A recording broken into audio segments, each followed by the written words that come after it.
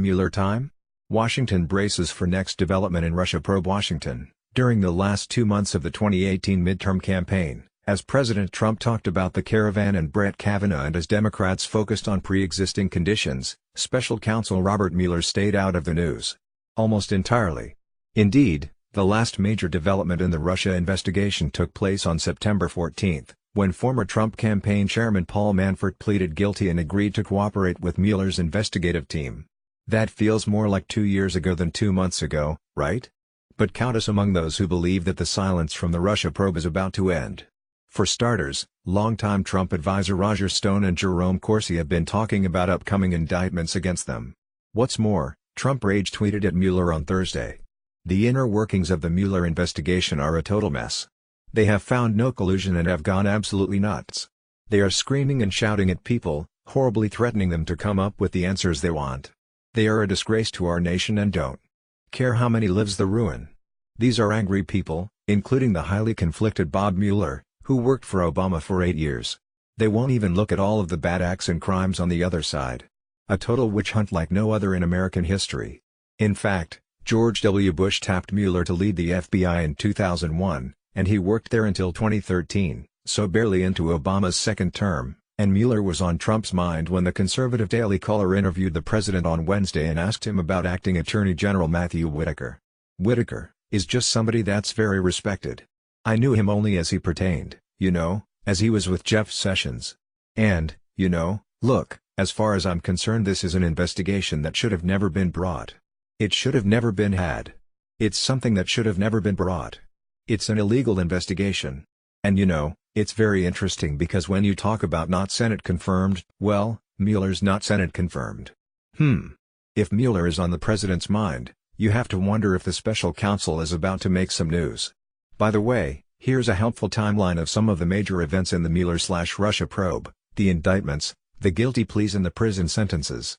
Paul Manafort and Rick Gates are indicted in Mueller probe. George Papadopoulos pleads guilty. Mueller indicts 13 Russians and 3 companies regarding Russia's interference in the 2016 presidential election. FBI raids the offices and home of longtime Trump lawyer/fixer Michael Cohen, seizing business records, emails and documents. Special counsel Robert Mueller indicts 12 Russian intelligence officials for hacking Democratic organizations and the Clinton campaign. Cohen pleads guilty. Jury finds Trump campaign chairman Paul Manafort guilty on 8 counts. Papadopoulos is sentenced to 14 days in prison for lying to the FBI early in inquiry on election interference. Manafort pleads guilty, agrees to cooperate with Mueller's investigative team. Speaking of indictments, NBC's Ken Delanian reports, a court document filed by mistake has revealed that the Justice Department is preparing to criminally charge WikiLeaks founder Julian Assange, months after special counsel Robert Mueller cited his organization's participation in Russia's efforts to interfere in the 2016 election.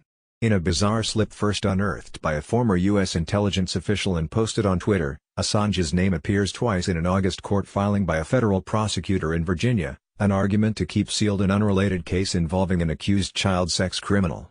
The prosecutor wrote that the charges and arrest warrant would need to remain sealed until Assange is arrested in connection with the charges in the criminal complaint and can therefore no longer evade or avoid arrest and extradition in this matter. At another point in the document, the prosecutor wrote that due to the sophistication of the defendant and the publicity surrounding the case, no other procedure is likely to keep confidential the fact that Assange has been charged. On Thursday, NBC News declared Democrat Jared Golden the winner of the ME2 congressional race, after the state's experiment in ranked choice voting, per NBC's Ben Commissar. Golden surged ahead thanks to an overwhelming edge among those who cast their ballots for one of the independent candidates but ranked Golden above, Republican Bruce Poliquin. The Democrat finished with 50.53% of the vote, compared to the Republicans' 49.47%, the Secretary of State's office announced. That brings Democrats to 35 House pickups. While the AP has called CA 45 for the Democrats, NBC News has yet to make that call.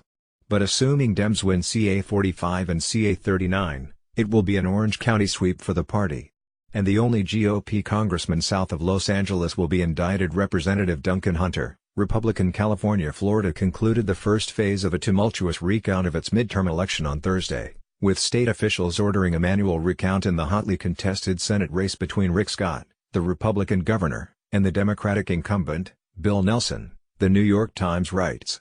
Mr. Scott maintained a slim lead over his opponent. Ron DeSantis, a fiery conservative and enthusiastic ally of President Trump, held on to a more substantial lead in the race for governor, avoiding a next round of recounts despite the vow of his Democratic opponent, Mayor Andrew Gillum of Tallahassee, to push the authorities to count additional ballots. Scott leads Nelson by 12,562 votes as the contest heads to a manual recount. GOPer Brian Kemp remains at 50.3%, GOPer Young Kim barely leads Dem Gil Cicernos, 50.0% to 50.0%, Dem Katie Porter leads GOPer Mimi Walters, 50.8% to 49.2%, GOPer Rob Woodall is ahead, 50.2% to 49.8%, NBC News retracted its earlier call in favor of the Republicans, Dem show Cheetal Torres Small is ahead, 51% to 49%, GOPer Mark Harris is ahead, 49.4% to 48.8%, Dem Ben McAdams is ahead, 50.2% to 49.8%, NBC's Leanne Caldwell, Alex Moe and Mariana Sotomayor, while Pelosi remains the heavy favorite to be her party's choice when House Democrats hold their leadership elections in less than 2 weeks, the hurdles for her are higher than many expected. Making her position appear more perilous, many members, far more than are likely to oppose her, are withholding their public support and using this intense campaign period to extract concessions from leadership.